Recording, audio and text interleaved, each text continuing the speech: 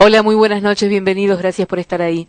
Bueno, en el programa de hoy vamos a referirnos a la situación de empresas y de comercios locales en el contexto en que todos conocemos se han dado variables económicas que tienen implicancia en la región y en el país. Estaremos hablando de ese tema con Hugo Wilde, que es presidente del SICAE, en el año en que nuevamente se programa la Feria de las Colonias, FECOL. En este marco, ¿qué tipo de repercusión puede llegar a tener? Es lo que estaremos preguntando. También nos vamos a ocupar del consumo interno, atendiendo esas variables, atendiendo a situaciones que marcan baja en ciertas actividades, aunque si bien la provincia de Santa Fe destacó que los valores de la economía santafesina no han tenido bajas sustantivas o mermas importantes, vale la pena siempre tener prudencia al analizar los números. Y lo que sí puede haber cambiado es el hábito de consumo de quienes habitualmente intentan reemplazar primeras marcas para bajar costos, como así también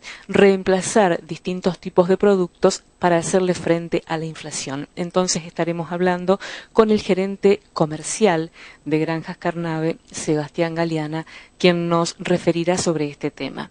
Y por último, estaremos ocupándonos del ámbito internacional, pero en contexto regional. Argentina entre Brasil y Venezuela en un Mercosur que parece por momentos tener cierta fragilidad, junto a Gabriel Albarracín sobre el final del programa. Pero antes de los auspicios, vamos con una imagen que habla de lo que viene en materia local para el PAMI. Así como conocíamos hace muy pocos días las designaciones vinculadas a la ANSES y la revalorización o jerarquización de la oficina de ANSES en nuestra ciudad, con las designaciones correspondientes, con el referente de una localidad vecina que va a estar a cargo de la misma. También tenemos que decir que en PAMI, dentro de muy pocos días, aproximadamente en 2 semanas, se estima que puede llegar a conocerse a confirmarse, para ser más específica, la gerencia de esta entidad tan significativa para jubilados y pensionados. Y lo que tiene que ver justamente con estas designaciones depende en gran medida de la dinámica que tiene el gobierno nacional para hacer esos nombramientos. Bueno, en las ciudades más importantes de la provincia, en las 2 ciudades de primera ya están las designaciones. En las ciudades como Esperanza esto todavía no ha ocurrido. Hay un tramo de capacitación mediante y luego podría llegar a reafirmarse entonces la designación para la gerencia del PAMI local. 15 días, reitero, se habla del nombre de Hugo Vecchio, el ex concejal del PRO, para ocupar ese lugar. La verdad es que aseguran que él va a ser quien esté a cargo de la delegación de PAMI, si bien todavía el nombramiento no es oficial. Altas fuentes vinculadas a la gerencia regional ya hablan de este nombre, el de Hugo Vecchio, para estar a cargo de la gerencia del PAMI. 15 días es la fecha entonces que está planteándose para que esto pueda ocurrir. Vamos ahora a los auspicios comerciales y a la nota.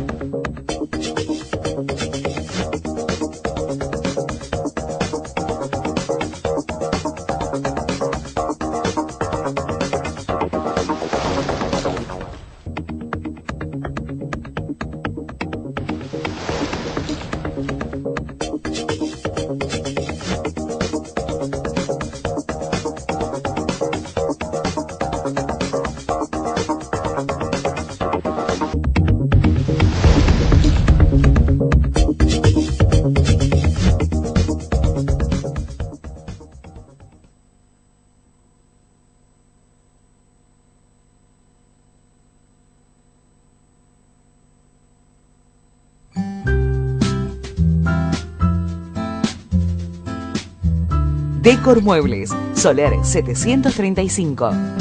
Ferma, 53 años construyendo, en evolución constante para responder a la diversificada demanda en edificios metálicos y rubros como la minería y la energía eléctrica. Ferma, Sistemas Constructivos, un emprendimiento esperancino que desarrolla soluciones tecnológicas en acero.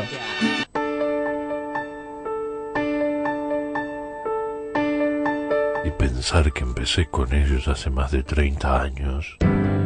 El paso del tiempo acrecienta la confianza en aquellos que siempre estuvieron junto a nosotros, con quienes construimos nuestro futuro, con aquellos que llegan a ser casi parte de nuestra familia. El tiempo pasa, la confianza crece. GIE, Movimiento de Suelo y Hormigón Elaborado. Apoyamos el crecimiento de la región con capacidad, trabajo y moderna tecnología. Sociedad Anónima Lito Gonela e Hijo es la empresa líder en la fabricación de calderas, tanques y equipos petroleros. Carnave, productos frescos todos los días, de la granja a tu mesa con las mejores ofertas. En Carnave aceptamos tarjetas sociales y todos los días descuentos especiales con las tarjetas del Banco Macro, Santa Fe y Nación. Carnave, el sabor de la calidad.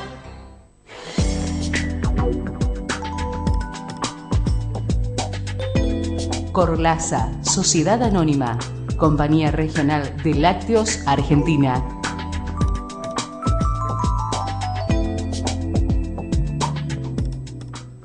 Bancho Inmobiliaria, 46 años tasando, vendiendo, alquilando, seriedad en ventas, puntualidad en pagos de alquileres.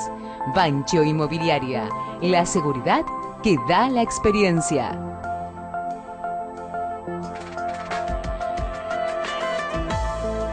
Yerubá Sociedad Anónima, Proteínas Animales. Yerubá, una empresa esperancina que exporta productos de máxima calidad. El 19 de junio estaremos festejando el Día de la Bandera y el Día del Padre junto a nuestros compañeros trabajadores rurales. Se llevará a cabo una cena con buffet a beneficio de escuelas. Confirmar asistencia a la seccional 917, Castelli 1855 o al teléfono 428-420.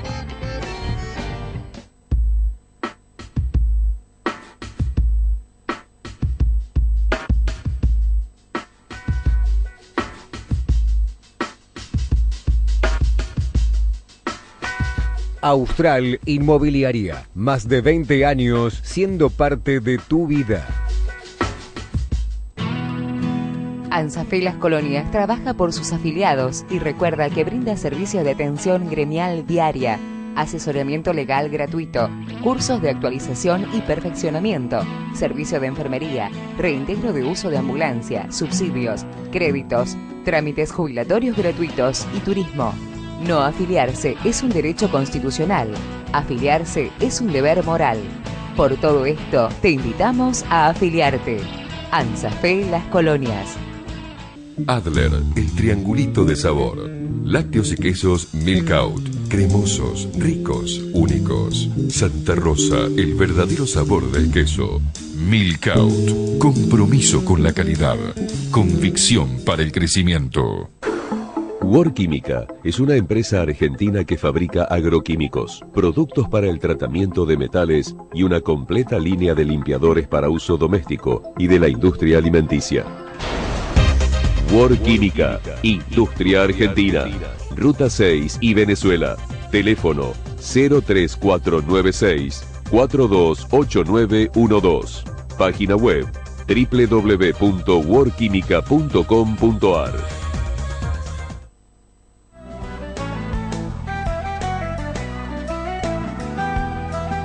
Bueno, continuamos. Vamos a hablar ahora de consumo interno. Y cuando ponemos la mirada sobre los básicos, tenemos que pensar inmediatamente en pollo y derivados. Recibimos al gerente del grupo SEM, hacemos referencia a Gustavo Bizanc, como así también a uno de los referentes que tiene que ver con el consumo interno directamente, ya que está dispuesto a la atención de los locales de la firma Carnave. Y hacemos referencia en este caso a Sebastián Galeana. Buenas noches a los dos, ¿cómo están? Buenas noches. Gracias por acompañarnos. Bueno, tenemos un breve informe como siempre y luego hablamos. En los años 80, la relación carne-pollo era 8:1. Hoy es 1,3:1. En 30 años se dio lo impensado, que el consumo de carne sea casi similar al de pollo. Sin embargo, debe marcarse que no se trata solo de un cambio cultural, por sabor, en gran medida es por cuestiones de producción, precios e inflación. En los alimentos, que son el único producto que deja de consumirse cuando se trata de crisis, las grandes empresas del sector intentan detener la sustitución por segundas líneas, mientras que, a nivel general, el titular de la Coordinadora de la Industria de Productos Alimenticios, COPAL, Daniel Funes de Rioja, estima que la crisis parecería haber llegado al piso. Quienes reconocen una desaceleración del costo de la canasta básica señalan que en parte se produce por el reemplazo de los productos que más aumentaron. Así lo marca un análisis de ISEPSI que muestra caídas del 15% en las ventas de carne, 12% en verduras y 10% en productos de almacén. Sobre consumos, precios y perspectivas hablamos a continuación. Cuando hablábamos de las caídas en consumo de carne, ¿los incluíamos a los que tienen que ver con la venta de pollos o no tanto? Mira, nosotros en la cadena de locales que estamos operando, en casi todos los locales compartimos góndola entre carne de pollo principalmente, pero tenemos a la venta carne de cerdo y carne vacuna.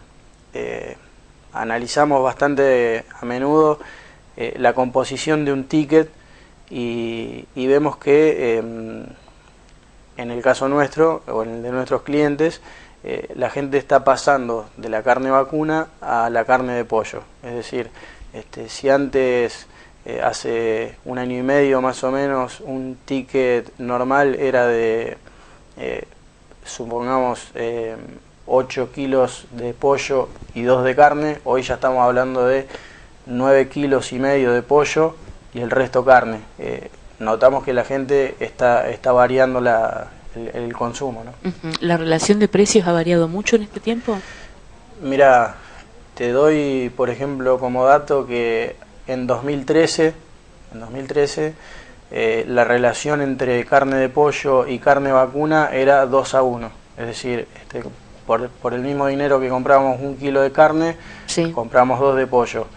En este momento estamos hablando de un nivel de 3:1, ¿sí? 3 kilos de pollo equivalen a 1 kilo de carne en el valor a consumidor final. Claro, cuando uno toma en cuenta esos números explica por qué la diferencia. ¿Ustedes creen que es coyuntural, digamos, que esto va a pasar si la crisis también pasa? ¿O está también tendiendo el consumo argentino a diferenciar, digamos, a largo plazo estas situaciones?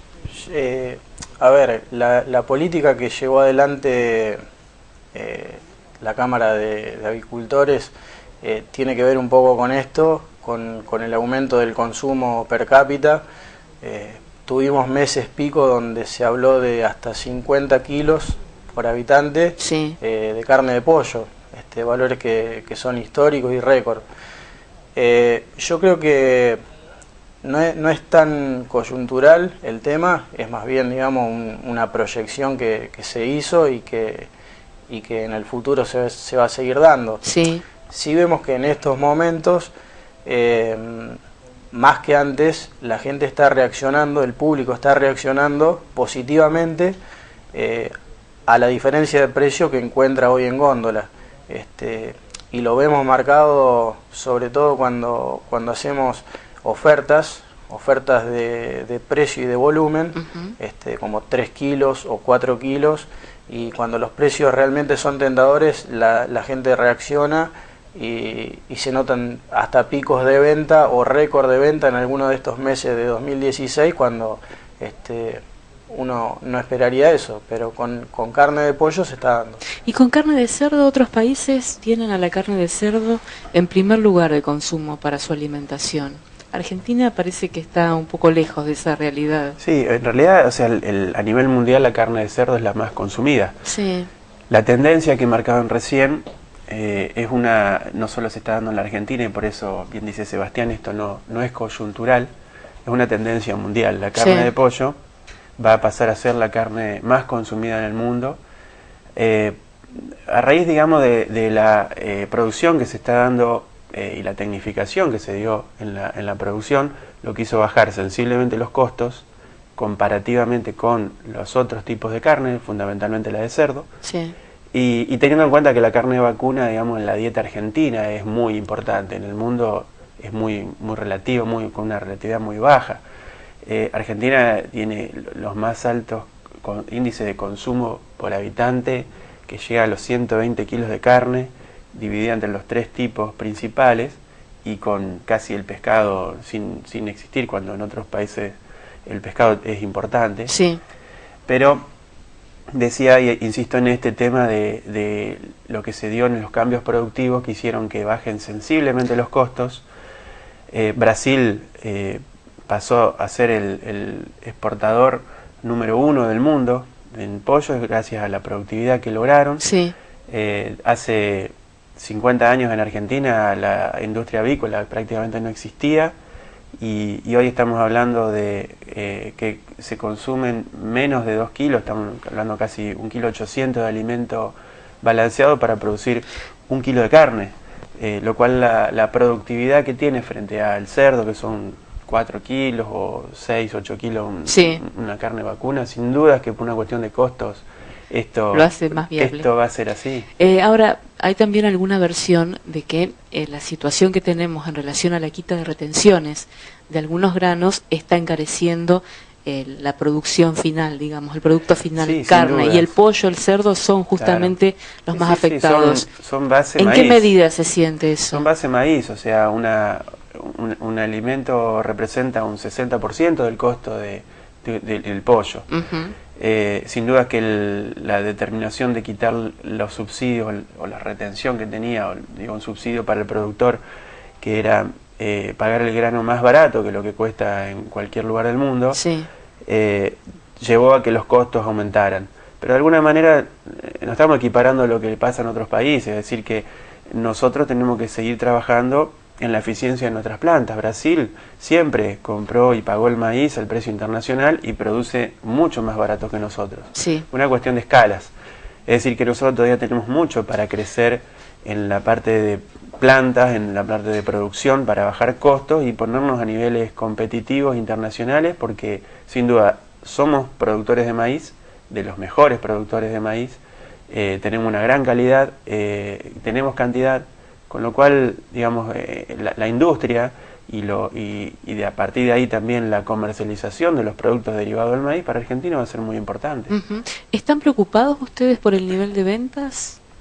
Bueno, lo decía Sebastián y puede ampliarte un poco mejor esta situación que vemos. No, a ver, en lo que va del año, en lo que va de 2016, la empresa tiene niveles de facturación que están dentro de lo proyectado, y estamos, digamos, con una proyección de crecimiento inclusive para lo que es 2016, a través de apertura de el canal de franquicias puntualmente. Nosotros arrancamos 2016 con una cadena de locales que llegan a 50, y actualmente ya estamos en 54, o sea, abrimos 4 en 5 meses. Sí, 1 por mes vamos, y ya tenemos 2 contratos cerrados que están próximos a abrir. Uno va a ser en Morteros, el otro va a ser en Marco Juárez, así que, digamos, venimos dentro de lo proyectado, y la proyección para este año nuestra es crecimiento. Y en relación a lo que significa este contexto país, ¿debieron afrontar algún exceso en tarifas? ¿Debieron afrontar alguna situación con el gremio de la alimentación, pertenece al sector de ustedes, sí. Ajá, en relación a las paritarias. ¿Cómo está, digamos, el contexto para trabajar bien, en ese campo? Este año la negociación en paritaria fue, en principio, las paritarias se definieron en el mes de abril, cuando estaba todo el aumento de tarifas, todo un contexto desfavorable para negociar salarios. De todas maneras, siempre el sector ha llegado a un entendimiento con los gremios sin llegar a conflicto, con lo cual este año hubo un poco de dificultad, pero se resolvió rápidamente. Sí, donde en lo que fue el aumento en los cuadros tarifarios, donde nos encontramos con algunas sorpresas, porque previamente nuestra provincia siempre tuvo los costos energéticos, fundamentalmente energía eléctrica, de los más altos, con aumentos anuales que superaban a la media del país. Cuando uno comparaba las boletas con colegas de otras provincias, bueno, suponíamos que este adecuamiento en las tarifas iba a implicar que todos ahora nos íbamos a quedar medio parecidos. Exacto. Y la realidad es que a todos nos aumentó en la misma proporción. Y estas fueron palabras que lo han dicho directivos de la EPE. O sea, el aumento fue porcentualmente igual para todos. Entonces, en definitiva, volvemos o seguimos estando con la energía más cara. En desventaja, digamos. Exactamente. Y comparativamente contra los que producen en Entre Ríos o Buenos Aires, que son las dos provincias principales, sí, donde se hace prácticamente el 90% del pollo, para nosotros es una desventaja. Y ahora también con la boleta del gas. O sea, la boleta del gas que llegó. O sea, tenemos un impacto en nuestros costos, la energía eléctrica en el orden del 8% en un costo, y con los aumentos que tuvo, sin duda que no tenemos todavía el impacto final porque recién estamos en los primeros meses, pero va a cambiar cualitativamente esa composición, y en el gas la boleta que hemos recibido es 7 veces más que la anterior. En las el costo, cámaras, ¿no? Las cámaras gestionaron alguna situación de contención para la crisis, y dice la funcionaria a cargo de energía que solo 24 empresas de 200 y pico se adhirieron. ¿Ustedes lo van a hacer o no? Sí, nosotros lo hemos hecho y hemos hecho presentaciones, y lo que ocurre es que creo que el impacto que se va dando en las empresas es también gradual, y hay determinadas empresas que digamos, esto es una opinión personal, pero creo que lo han logrado trasladar a precios. Uno ve los precios en las góndolas de determinados productos y ha visto los aumentos en el precio. Miremos la leche o miremos productos básicos, y han tenido aumentos significativos. El rubro nuestro es un rubro que no es fácil, como todas las carnes, digamos, se rige por mercados bastante transparentes, en donde los precios no son tan marcados por los productores, sino más bien por el mercado. El mercado acepta un precio, y si no lo acepta, no lo convalida. La carne de vacuna, saben que está el precio de Liniers, que marca un poco una tendencia, y el del pollo no tiene así un mercado como Liniers, pero sí tiene un mercado atado a ese, porque tiene que tener una relación. Es decir que en nuestra actividad nosotros hemos visto que nosotros no tenemos una posibilidad concreta de trasladar directamente a precio. Aparte, creemos que el impacto debería trabajarse de otra manera para que o sea, que se pueda diluir en el tiempo, y no tengamos que soportar las empresas, bueno, lo que fue en nuestro caso, la quita de las retenciones, que nos provocó ya un aumento de costos. Ahora la parte energética, los salarios, es decir, el nuestro es un sector que tuvo todos sus costos. Los insumos no tanto, los insumos fuera de la energía. El resto de los insumos también, pero no tienen tanto impacto. Los nuestros son, te dije, 60% el alimento, después un 15% mano de obra, y después empezar la energía, y ya el resto, los componentes son muy ínfimos en la participación, con lo cual un impacto sobre los costos no tiene una incidencia tan grande como estos 3 que te estoy comentando. O sea, y nosotros particularmente tuvimos un impacto en estos 6 meses de los 3 conceptos principales. ¿Y significa qué exactamente acogerse a esa facilidad que da la EPE a las empresas? ¿Qué beneficio van a tener? En realidad significa convalidar una tarifa que nosotros consideramos que hay que reverla, porque la parte que entendemos es que debemos mirar también para adentro en los costos de generación de energía, en los costos de transporte de energía que tenemos en la provincia. Eso es lo más significativo. Que es lo que nosotros como cámaras estamos planteando. Es decir, acá el ajuste y el control de la energía lo tienen que hacer, bueno, las empresas, bueno, cada uno en su ámbito, pero también tenemos que mirar qué costo tenemos en la generación, o en nuestro caso la provincia no genera, entonces tiene que ver qué costo tiene la distribución, porque miramos los cuadros tarifarios, comparamos los de provincia de Buenos Aires, de norte, de sur, con los nuestros, y sin duda que tenemos diferencias importantes. Entonces hay que entrar a ver también por qué se dan. Es decir, competitivamente instalar una empresa en Santa Fe tiene desventaja respecto a instalarla en otra provincia, cuando hablamos de energía. Y no queremos que nadie se vaya. Y no queremos eso, sin duda. Nosotros queremos crecer en Santa Fe porque, como decimos, nosotros vemos, y siempre lo planteamos, nuestro sector, vamos y circulamos por las rutas y vemos maíz, soja, trigo, hasta en las banquinas en épocas, y no podemos permitir, digamos, que eso se vaya por el puerto sin procesarlo. Eso el gobierno santafesino lo está entendiendo y nosotros tenemos un buen proyecto en conjunto. Pero bueno, estos son ajustes que habrá que trabajar en estos puntos ahora, como son la energía principalmente.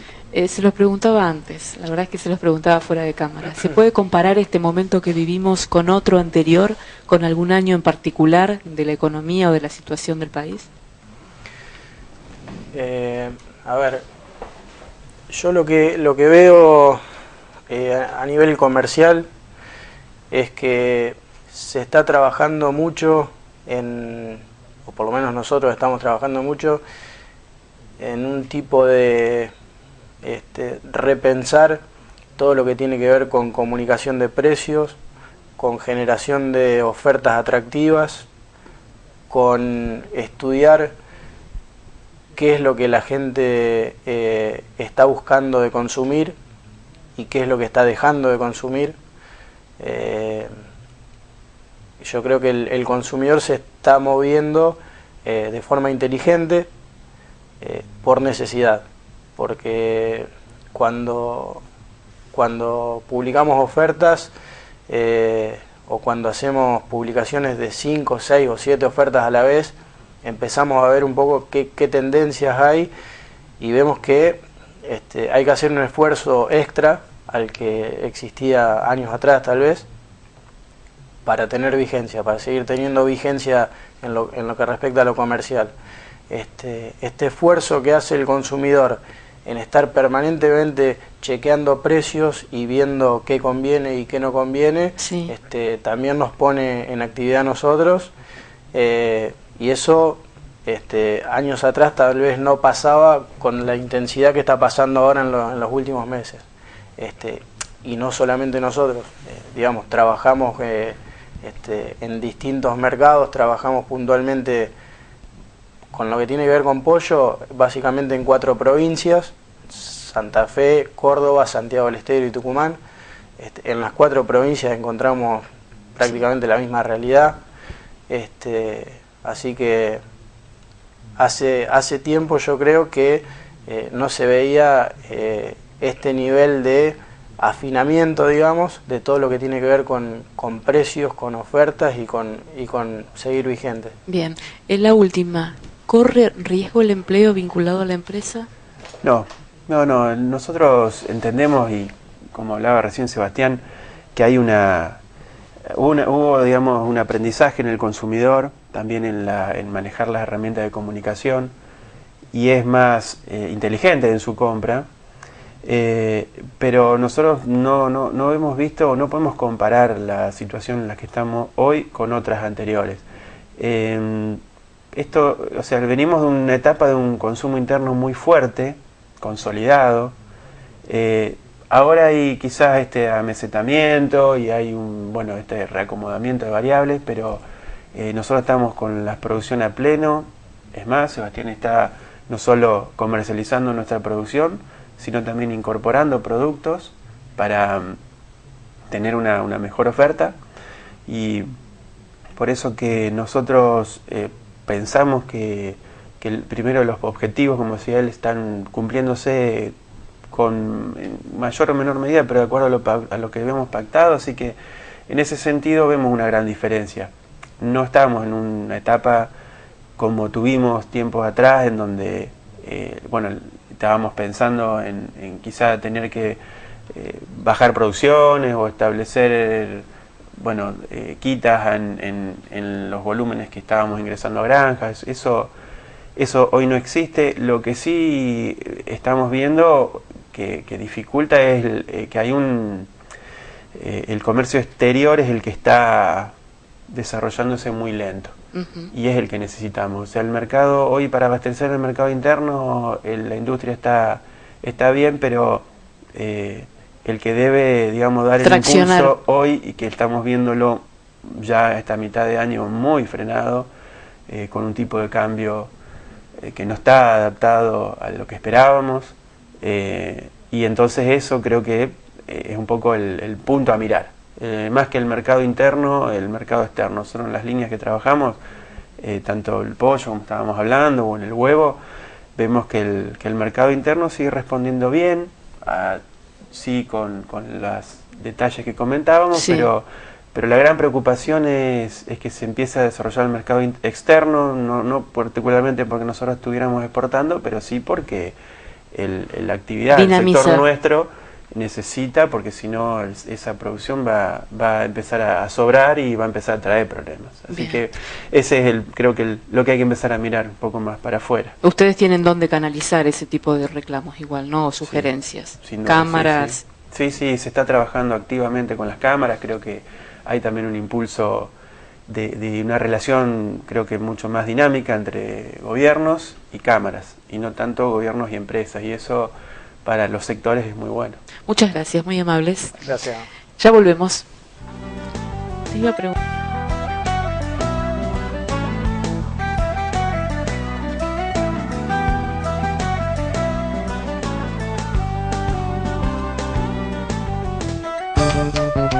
El 19 de junio estaremos festejando el Día de la Bandera y el Día del Padre junto a nuestros compañeros trabajadores rurales. Se llevará a cabo una cena con buffet a beneficio de escuelas. Confirmar asistencia a la seccional 917, Castelli 1855 o al teléfono 428-420. ¿Hace falta que te diga que me muero por tener un préstamo contigo? Vení a la Mutual de Alma Juniors y obtené los mejores préstamos prendarios, personales y para la industria y comercio. En 24 cuotas fijas, la mejor tasa de plaza. Los diseñamos a tus necesidades. Préstamos que enamoran en la Mutual de Alma Juniors. 25 años con esperanza. Mutualismo de Alma.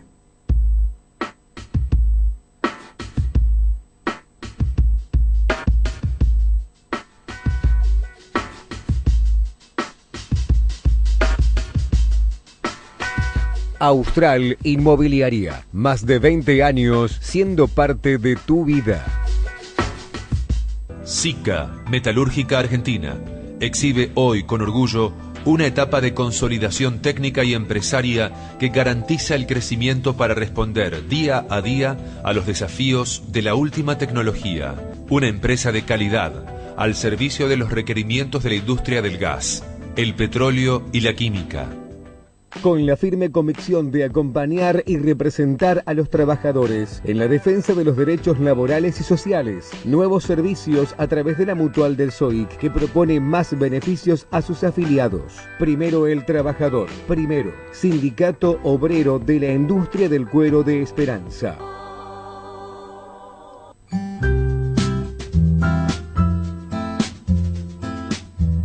Decor Muebles, Soler 735.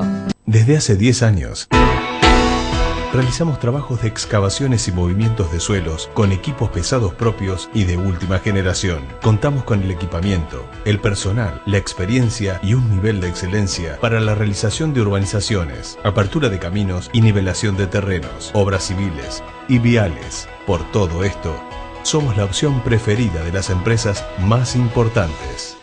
Río Salado SRL, 10 años al servicio de la construcción. Adler, el triangulito de sabor. Lácteos y quesos Milkout, cremosos, ricos, únicos. Santa Rosa, el verdadero sabor del queso. Milcaut. Compromiso con la calidad. Convicción para el crecimiento. Metalúrgica Sarmiento SRL, fabricación y montaje de sistemas de aspiración y filtrado de polvos y gases, filtros de mangas, ventilación industrial, tanques de acero inoxidable y acero al carbono. Metalúrgica Sarmiento SRL. Sociedad Rural de las Colonias, desde 1944, una institución al servicio de la producción agropecuaria y la comunidad. Entre vos y yo hay química. War Química, una empresa de esperanza. Juntos podemos lograr grandes cosas. War Química, War Química. Confianza, nuestra fortaleza. Adhiere a este programa Contador Público Nacional Rubén Pirola, senador provincial por el departamento Las Colonias.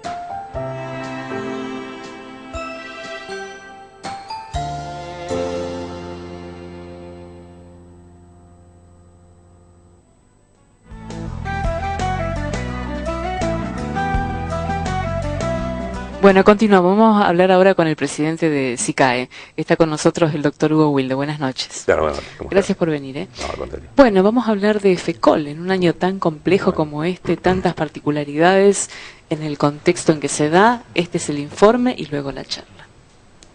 No hay bajas evidentes en los indicadores de actividad económica de la provincia de Santa Fe. Así lo admitió el gobernador de la provincia días atrás. Sin embargo, alertó sobre cierta incertidumbre atada al proceso inflacionario, al incremento de tarifas y a las demandas de determinados sectores. Mientras el gobierno nacional apuesta a un último tramo de año con mejores perspectivas, el pulso de la producción, el comercio y los servicios locales puede evaluarse a través del interés que concite la ya tradicional Feria de las Colonias. Sobre el lema Una región para invertir, el comité organizador de FECOL 2016, en forma conjunta con el equipo coordinador, inició reuniones el año pasado para determinar actividades que tienen que ver con la próxima edición que está pensada entre el 22 y el 25 de septiembre de este año. A 4 meses, resulta interesante conocer si la muestra despierta interés o los habituales expositores aún se encuentran cautos por el escenario económico general.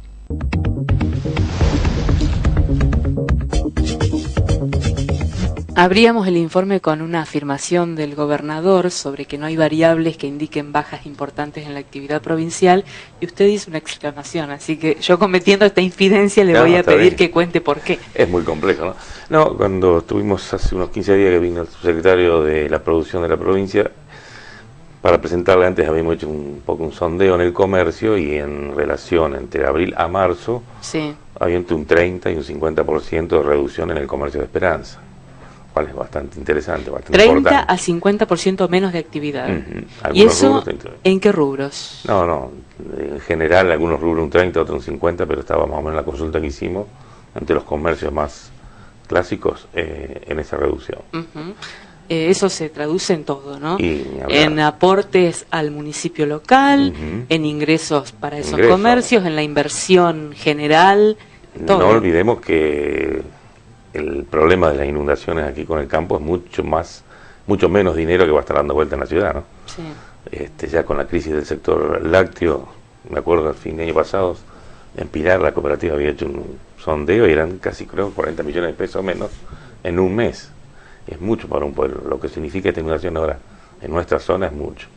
Y eso afecta en todo. Recordemos que en la provincia son entre 2.800 y 4.000 millones menos debido a la crisis hídrica. En la provincia, sí. Entonces, la verdad es que hacer también esa traducción a lo que significa la economía de nuestra zona es en impactante. forma directa lo que circula menos dinero, y en progresivo hasta que se recupere de nuevo la menor producción, ¿no es cierto? Hugo, y en ese contexto, ustedes estuvieron canalizando algunas demandas, porque vinieron además las subas de tarifas que generaron que las cámaras industriales estén trabajando a pleno para pedir algún procedimiento que los incorpore. ¿Cómo se movieron? Sí, hicieron gestiones por la energía eléctrica, a través también de FISFE, y lo que te comentaba antes, tanto hicimos fundamentalmente por el parque industrial, porque estamos peleando ahí la mayor potencia, ¿no es cierto?, para instalar la EPE, y como por cada mega de potencia nos cobran como 1,000,000 y pico de pesos. Había una promesa del gobernador de sacarlo, creo que verbalmente está, todavía no lo tenemos escrito, y se hicieron a través de FISPE gestiones por eso. También por el gas, cuando nos enteramos la semana pasada, algunos medios decían de 1.600% de aumento, bueno, enseguida hablamos también con el gas local acá. No es tanto así, es más bien en algunos sectores un aumento más, otro menos. Ahora hubo a nivel nacional una reunión importante que de resultado no aumentaron lo que iban a aumentar. Sí, creo que el gobierno nacional no está muy conforme con eso, pero bueno. Pero sin embargo, desde la Secretaría de Energía de la provincia dijeron que no corre para Santa Fe, que el tope del 400% no existe. Para la Patagonia fundamentalmente, sí. Sí, en la luz, ayer en la reunión que tuvimos el martes con Gese, había algunos industriales con respecto a la luz que tienen mayor competitividad, decía. También su mercado es Córdoba, porque Córdoba tiene un mayor aumento en la luz que nosotros. Están un poquito mejor para plantarse ante la algunos realidad. Sectores, por eso, por suerte. Pero recién, por ejemplo, los referentes de Carnave, no. No, decía que no, por eso. Es que Esperanza, por suerte digo, tiene diversidad en cuanto a la industria, y eso afecta distinto a una u a otra, depende también de la capacidad o el uso, ¿no?, de energía eléctrica y su destino de producción, ¿dónde? Es cierto, Córdoba aumentó más, y en cierta forma el que está compitiendo allá tiene ventaja, aquí en Santa Fe, ¿no? Ahora veíamos entonces la situación energética, la baja en la actividad comercial, la situación generada a través de cierta inestabilidad en relación a importaciones y exportaciones. Algunos están atentos a ese tema. Hay empresas que tienen, los madereros, no afecta tanto a Esperanza, pero sí importante en cuanto a la producción de muebles estandarizados. Ingresos de China o Brasil que está afectando. Algunos productos metalúrgicos también. Hemos tenido así objeciones o consultas de algunas empresas a ver si se puede hacer alguna gestión, porque cuando estuvimos reunidos en la región centro, lo que se convino es que cada cámara sectorial de las 3 provincias, cuando adviertan algún ingreso subsidiado, eleven esa queja a la provincia y que ésta hagan el reclamo nacional. Bueno, vamos a ver si se llega o se hace algún efecto, pero si hicieron. En estos 2 rubros puntuales hay algunos problemas. Bueno, y pensando entonces en todo eso, ¿cómo va FECOL, la organización de la muestra que, sin lugar a dudas, a esta altura ya para ustedes es un compromiso más que lanzado? Sí, para atrás no se puede ir. Ya teniendo en cuenta fundamentalmente las condiciones de esta zona, que decían por la inundación, sí, sentimos un efecto bastante importante en cuanto a la decisión final a tomar por el empresario que quiere participar en FECOL, ¿no es cierto? Los de siempre, los clásicos siempre ya están. Hay sectores nuevos, hay sectores que se va a reactivar. Bueno, ¿quiénes confirmaron? ¿Qué sectores son los que desde la primera hora están? Mira, el sector importante, por lo menos el empresario importante o que está siempre de Esperanza, ya está confirmado.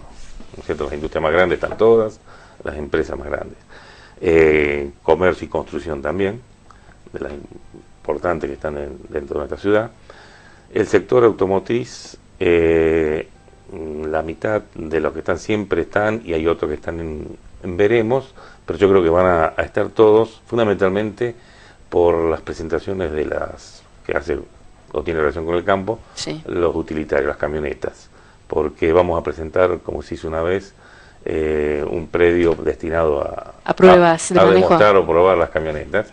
Lo recuerdo muy bien. Y bueno, no quiero decir marcas, una sola no es que la falta confirmar, pienso que va a estar también, porque no, si están las demás, ¿no es cierto? Estamos a 4 meses. ¿Esto es normal? ¿Siempre hay algún margen de duda? La mayor cantidad siempre se hace en los últimos 2 meses. Lo que sí puede haber una perspectiva a esta altura un poco más, ¿no es cierto? Yo siempre cuento la experiencia del 2002, que tomamos la decisión de hacerla cuando se estaban cayendo todas las demás exposiciones, y la hicimos, resolvimos hacerla en enero y se hizo, y bueno, después pegó un golpe el campo y salió bien. Yo creo que dentro de todas las exposiciones siempre tienen que ver con su situación económica alrededor, ¿no? ¿Y el creo campo estaría sí. faltando en esta? En las grandes maquinarias sí, en principio todavía no se han resuelto. No quiere decir que digan que no, tienen todas sus carpetas en la mano, están los vendedores ahí negociando, pero todavía no se han confirmado. Si tenemos la confirmación de los remates de Hacienda, eso sí está confirmado. ¿Y los apoyos estatales varían o no? No, en eso están bien, es casi, creo que mejor que en otras oportunidades. La provincia vendrá con su apoyo a microemprendimientos. Hemos acordado una zona, depende de la carpa o adentro, con las comunas y los centros de industria comercial del departamento de las colonias, fomentando un poco, aglutinándolos a todos, ¿no? Esto en un mismo sector. Sí. Alimentos, lo vamos a reactivar, el Salón de los Sabores, y patio de comida vamos a hacer ahora, no como hacíamos siempre una sala de comida, ¿no es cierto? Sí. Comedor. Vamos a hacer tipo shopping, creo algo un poquito más nuevo, diríamos. Vamos a tener un fuerte apoyo también de quienes estuvieron antes en eso. También ya hicimos el lanzamiento y está acordado todo lo que es franquicias, va a tener un pabellón. Los franquiciantes que quieran demostrar o mostrar su franquicia, ya tenemos el acuerdo con la Asociación de Buenos Aires, que van a venir de Córdoba también, y hay franquiciantes aquí locales. Y por el otro lado, el que quiere iniciar algún emprendimiento como franquiciado, sí, también tiene una muy buena posibilidad. Estuvimos justamente la semana pasada con la provincia no vamos a hacer ronda de negocios, sino las emisiones inversas. A ver qué diferencia tienen.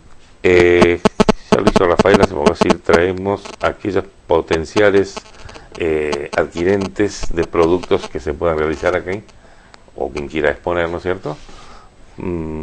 Para hacer un poco no una ronda de negocio, decir yo me siento, espero quien viene, sino ya traer algún rubro en especial. Y se va más a dar directo.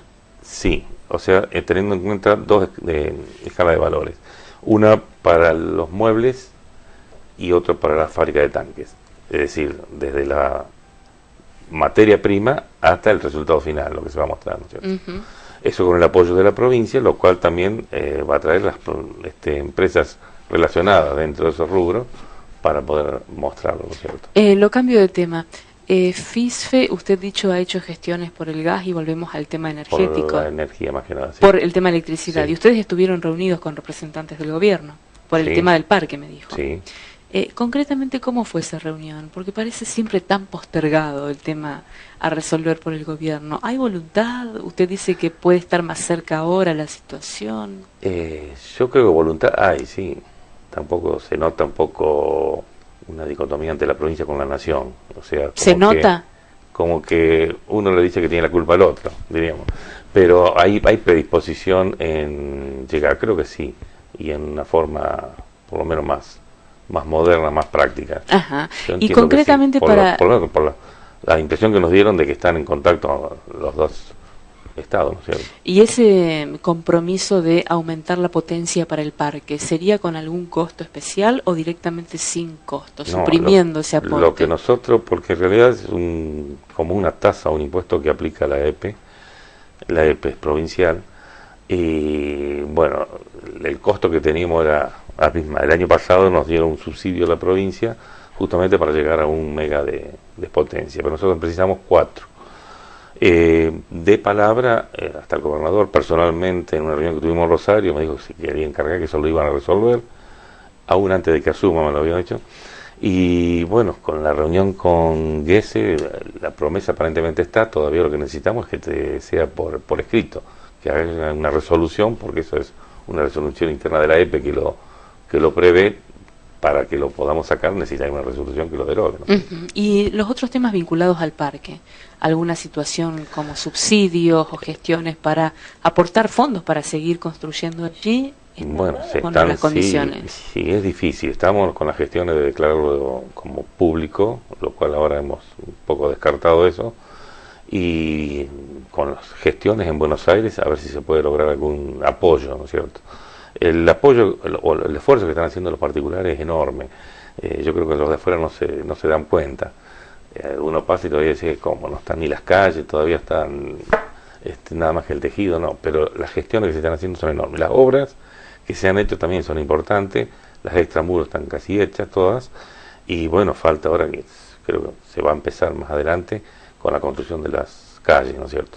Pero de cualquier manera, ahora se aumentó el aporte de cada uno, se hizo la asamblea la semana pasada, pero de cualquier manera el aporte que se necesita es mucho. Y si no hay un fuerte apoyo del Estado, no es que sea imposible, pero se hace muy difícil, ¿no es cierto? Hugo, lo último que le pregunto, usted habló de 30 a 50% menos de actividad comercial.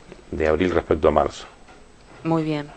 La pregunta que tiene que ver con esto es, ¿qué pasó con la mano de obra en la ciudad?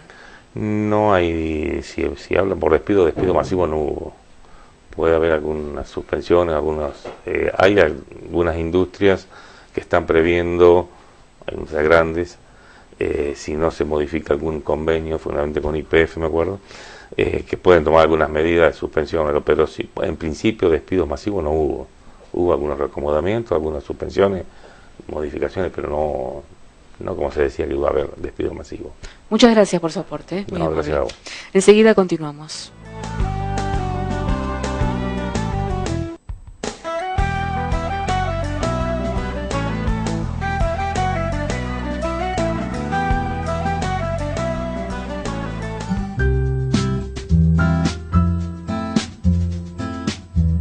Decor Muebles, Soler 735. Ferma, 53 años construyendo, en evolución constante, para responder a la diversificada demanda en edificios metálicos y rubros como la minería y la energía eléctrica. Ferma, Sistemas Constructivos, un emprendimiento esperancino que desarrolla soluciones tecnológicas en acero.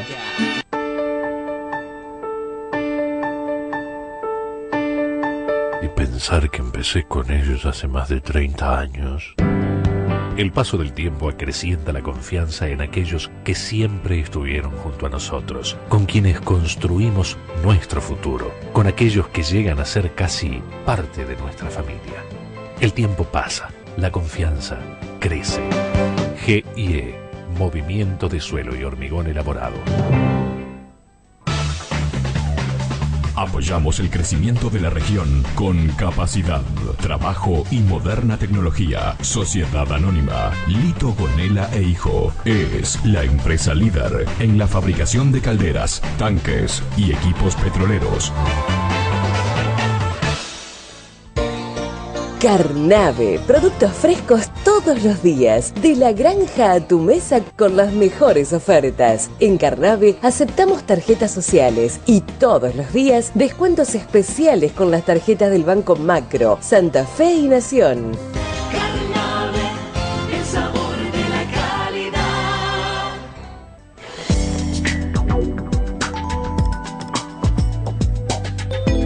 Corlasa, Sociedad Anónima, Compañía Regional de Lácteos Argentina.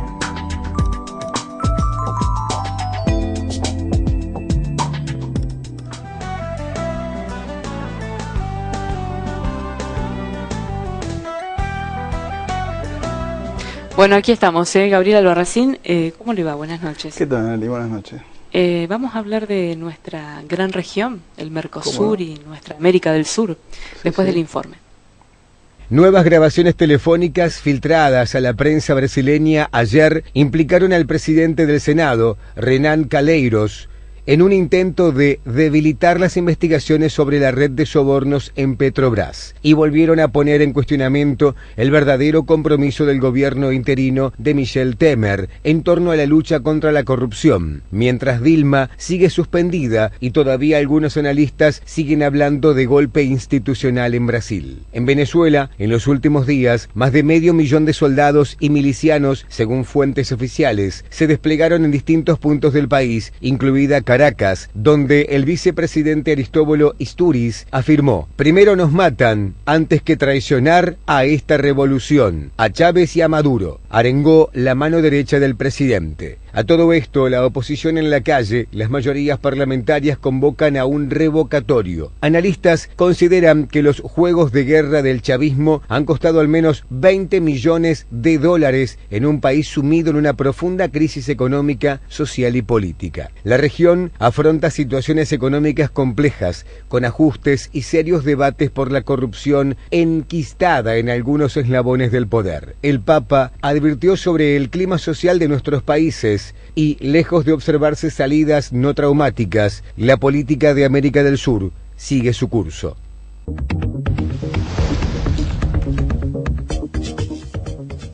Bueno, ahí teníamos el informe. Le vamos a pedir la opinión, por supuesto, a Albarracín, que conoce bastante de este tema.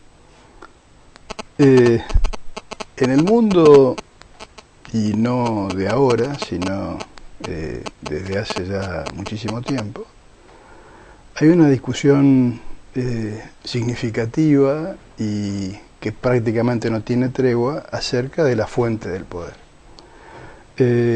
Si la verdadera fuente del poder lo da el protagonista del proceso político, que son los votantes, o si realmente la fuente del poder deviene de los intereses establecidos de básicamente los efectores económicos instalados en una determinada comunidad. Entonces eso hace que la relación entre democracia y esos sistemas económicos sea siempre una relación tensa.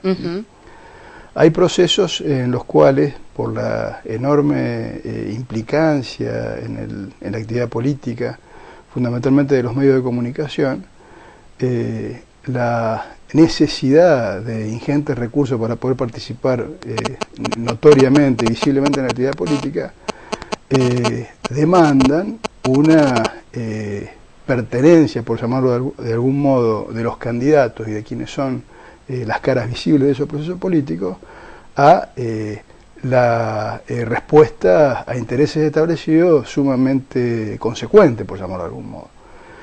Dicho en buen romance, si no se representa intereses significativos de los que están en juego en una determinada comunidad, las posibilidades políticas son mínimas. Por supuesto de que este ciclo de dirigentes políticos que tienen como principal actividad no atender las necesidades generales de las poblaciones que gobiernan, sino fundamentalmente las necesidades de lucro y de progreso de los grupos económicos que representan, suelen entrar en crisis en algún momento.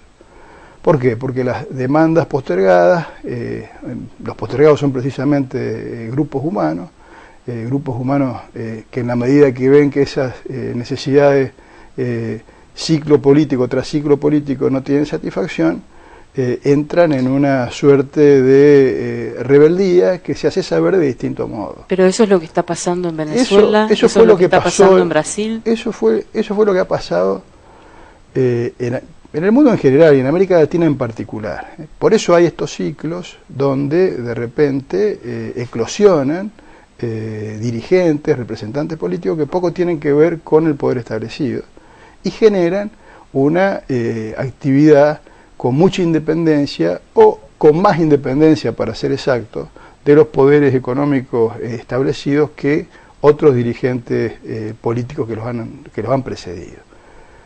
Bueno, esta situación de tensión, que le reitero, es constante, es omnipresente en la política porque no se puede soslayar, a veces da la posibilidad de que, por ejemplo, aparezca un Correa en la política.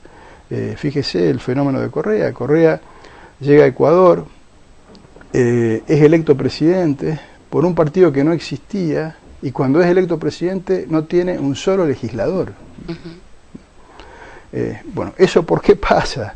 Y porque obviamente se da un proceso político que de grandes fracasos, grandes desilusiones, que facilitaron esa posibilidad. Lo mismo sucedió con Chávez. En su momento, Chávez es el referente político de una sonada militar. Y a partir de esa sonada, él se hace conocido. Y a partir de ser conocido, comienza a desarrollar toda una prédica política antisistémica que tiene posibilidad de llevarlo al poder, porque Venezuela vivía en el año 98 un verdadero desastre, con el barril de petróleo a $11.90. Yo estaba en Venezuela cuando eso sucedió.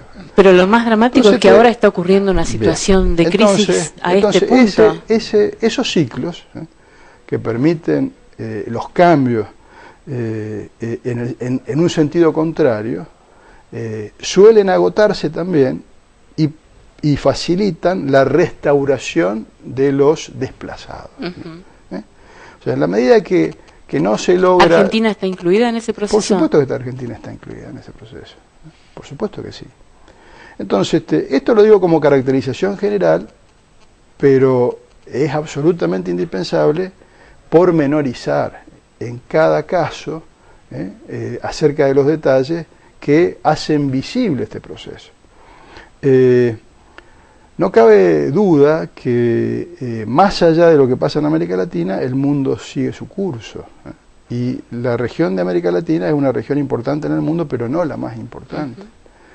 Y en Europa, en Estados Unidos, en Asia y toda la zona de influencia básicamente del Pacífico, no obstante lo que ha pasado en América Latina, ha seguido concentrándose, ha seguido acentuándose un proceso de concentración económica sumamente importante que de algún modo se hace mucho más visible después del 2008, porque lo que se elige, el camino que se elige para superar la crisis financiera del 2008 es una mayor concentración.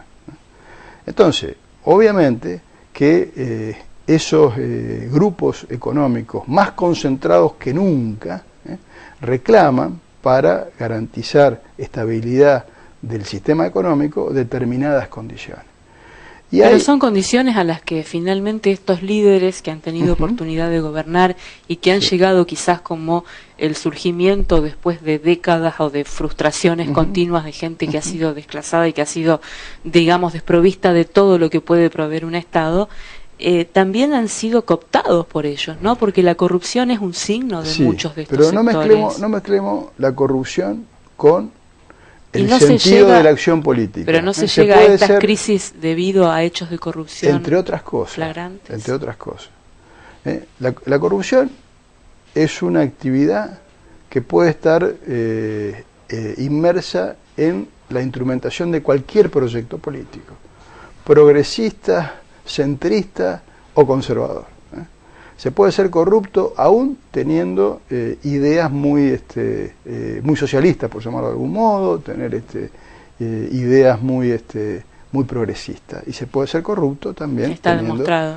Entonces, eso no tiene que ver con la caracterización del sistema político. No hay un sistema político que per se sea corrupto.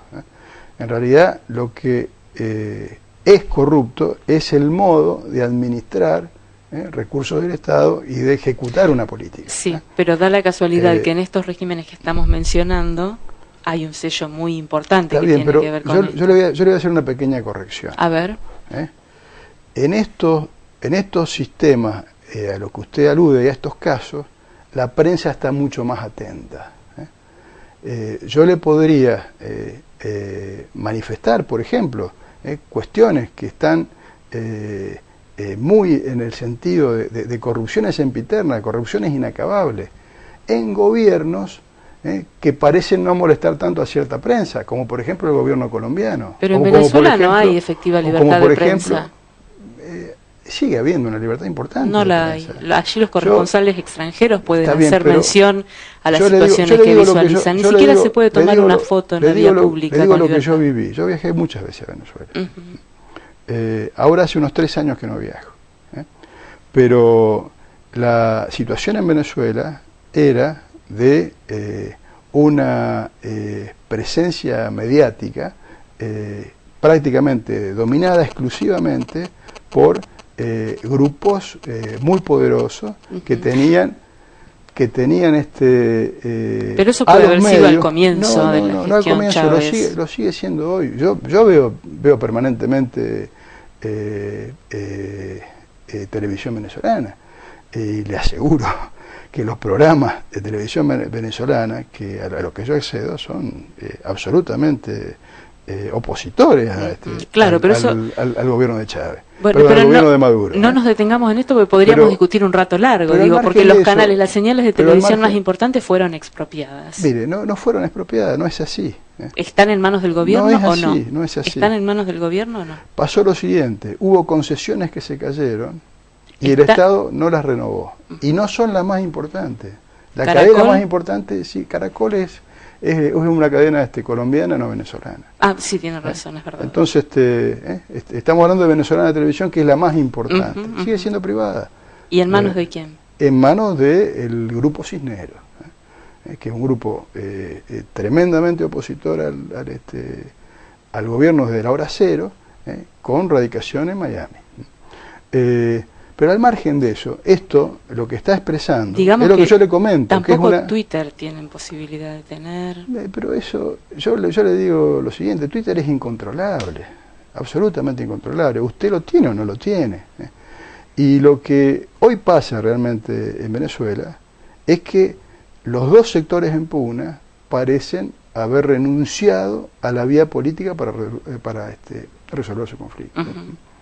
Entonces, hoy lo que hay es eso. Para usted hoy lo que hay es una decisión de dos sectores importantes de que Venezuela no es gobernable en acuerdo con el otro sector. Ahí?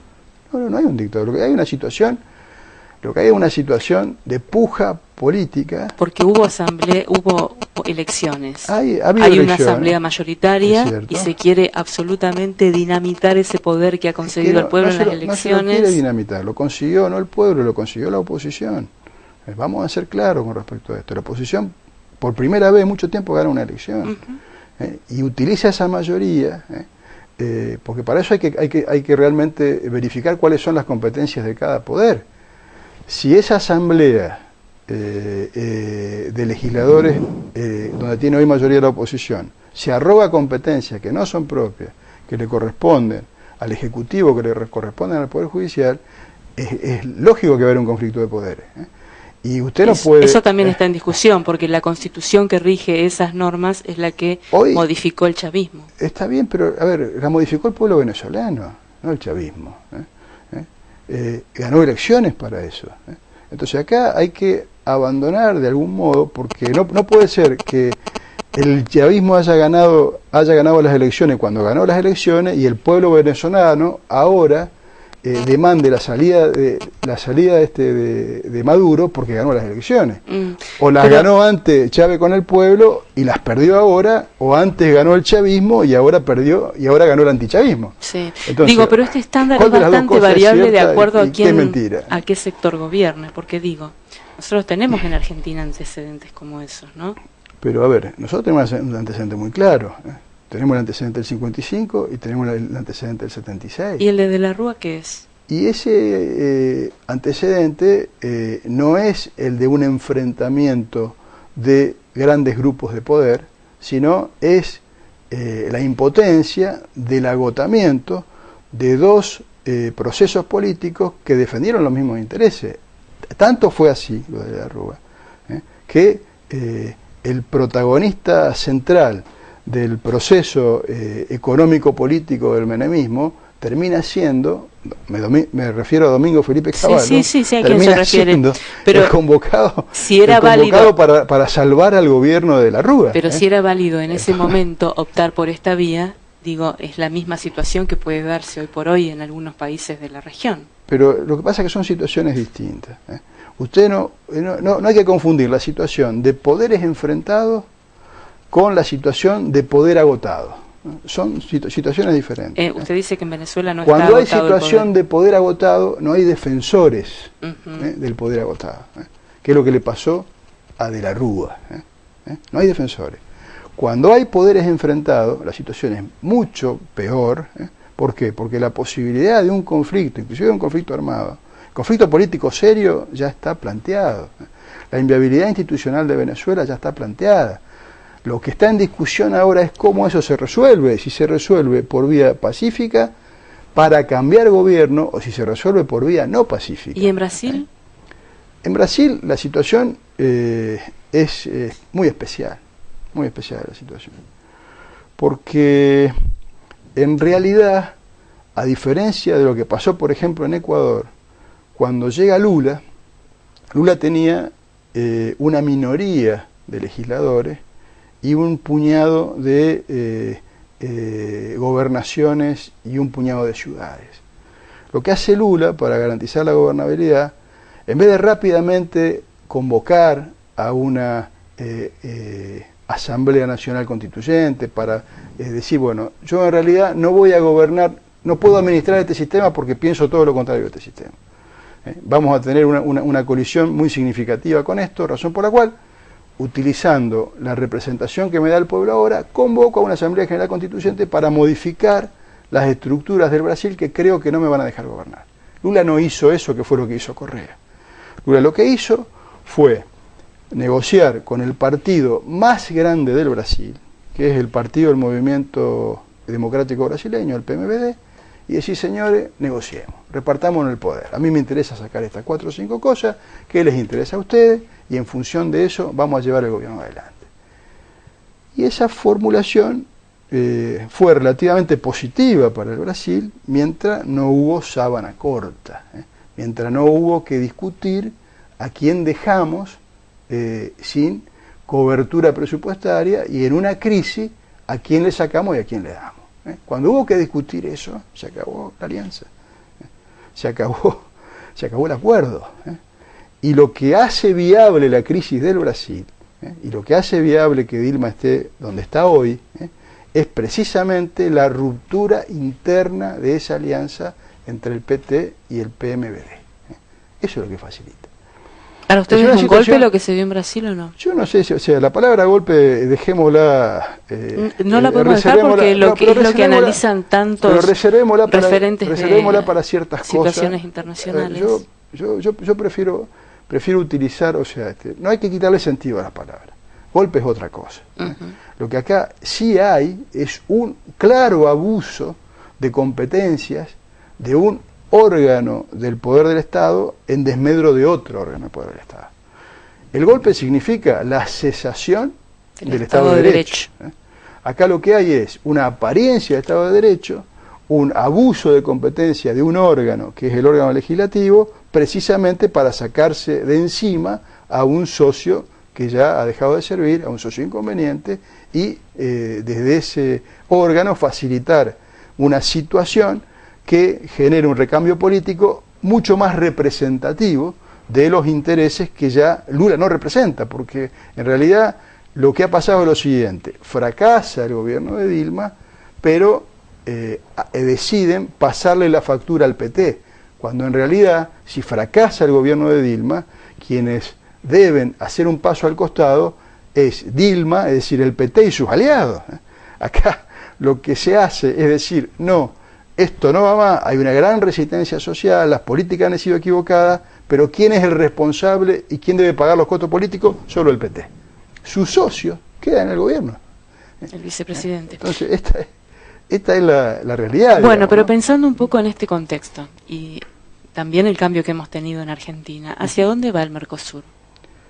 Evidentemente que una estructura de esa índole, que depende tanto de la armonización política entre intereses diversos, cada vez que hay una crisis de representatividad política, entra en un cono de sombra. El Mercosur es una unión aduanera entre los estados que lo integran, que crea un mercado común, es decir, la posibilidad de que haya tráfico, tránsito de personas y bienes libremente entre los estados que son parte del sistema. Eso puede servir a un proyecto político común o puede servir a los grandes efectores económicos de esa región, condicionando un proyecto político común. Puede servir para las dos cosas. El Mercosur es un instrumento que se puede usar para un fin o para otro fin. Evidentemente que la llegada de Serra, que es el actual canciller, que es el canciller del gobierno de Temer, a la Argentina, y su opinión sobre el Mercosur, usted no olvide que... Sobre fortalecer específicamente el lazo. No habló de eso. Habló de fortalecer el lazo Argentina-Brasil, pero no habló de fortalecer el Mercosur. Digo, marcó la incidencia de los dos países. Pero como diciendo, el Mercosur somos nosotros. Eso es lo que vino a decir acá Serra. Entonces, si el Mercosur somos nosotros, hay dos comidas de piedra, que son Uruguay y Paraguay. Bueno, y Venezuela. Obviamente Venezuela, que políticamente ya está fuera del Mercosur. Está en lo formal, pero políticamente, por una cuestión de proyecto económico y de protagonismo en el proceso económico de determinados grupos, Venezuela, pese a estar formalmente, está sustancialmente fuera del sistema. ¿Por qué? Porque lo que justificó en su momento el ingreso de Venezuela era un proyecto donde había una pata energética importantísima que hoy no tiene sentido en la política de Brasil y en la política de la Argentina actual. Razón por la cual, si su principal elemento de relación era ese, al haber cambiado sustancialmente la política de Brasil y al haber cambiado sustancialmente la política de la Argentina, ya el espacio común para compartir una integración más profunda con Venezuela se ha perdido. Cesa. Por ende, el Mercosur, dice usted, entra en un cono de sombras, que significa ¿qué? Esto significa, como siempre, que la política se achica para que se expanda el espacio de la actuación y el predominio de la actividad económica. Significa que el mayor poder relativo de los mismos grupos económicos que están, por ejemplo, instalados en Argentina y instalados en Brasil, van a decidir dónde achican para maximizar utilidades. Entonces, esto no significa que todo se vaya a achicar en la Argentina, pero sí significa que no va a estar el negociador de la política, ni del lado brasileño ni del lado argentino, para morigerar las peticiones de reordenamiento del sistema para garantizar la máxima utilidad del sector concentrado de Brasil y el sector concentrado de la Argentina. Concretamente, se lo digo, a ver, había una negociación mientras la política tenía otro rol acerca de cómo se intercambiaban las autopartes para que los dos países tuviesen desarrollos automotrices complementarios.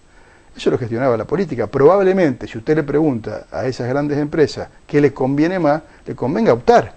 Probablemente por el lugar que mejor logística tiene, donde los impuestos son más baratos, etcétera, etcétera. Y probablemente, si eso quedaba librado exclusivamente a la decisión de estas empresas, hubiesen decidido radicarse en Brasil. Bueno, hoy la política no actúa como balanceador de esa situación. Probablemente algunas otras empresas, por ejemplo, que fabrican, multinacionales que fabrican aceite, viceversa, decidan que el lugar de fabricación de esos aceites no es Brasil, sino que es la Argentina. Y la Argentina pierda puestos de trabajo en las automotrices y Brasil pierda puestos de trabajo en la industria aceitera. Es un ejemplo, pero les quiero decir lo que significa que la política no tenga un rol de preponderancia o un rol importante en la negociación y administración. ¿No es muy apresurada esa lectura? No, no es muy apresurada porque esto tiene que ver con el análisis de la historia. Yo estoy hablando de lo que pasó, porque esto ya sucedió en los 90. Yo estoy hablando de lo que sucedió. Cuando la política iba detrás y hacía de legitimadora, hacía de reconocedora del bien común, o legitimaba el bien común como el interés particular de los grupos económicos, pasaba lo que pasaba. Y esto ya pasó en los 90, pasó en Argentina y pasó en Brasil. ¿Y esta situación nos va a llevar a la disolución, cree usted? No, no creo yo. ¿Y del Parlasur? El Parlasur es una creación complementaria del Mercosur que tiene posibilidades de tener un peso específico mayor en la medida que la política sea el centro de actuación del Mercosur. En la medida que el centro sea la negociación económica entre grandes grupos, obviamente que el Parlasur tiene, le diría, una incidencia, una influencia anecdótica. A lo sumo harán declaraciones de que verían con agrado tal o cual cosa, o haciendo saber su recomendación de que cese tal o cual política o tal actividad que resulta negativa por X circunstancias. Pero no va a pasar de ahí su rol. Le agradezco mucho, muy amable, como siempre. Gracias también a ustedes. El martes nos reencontramos.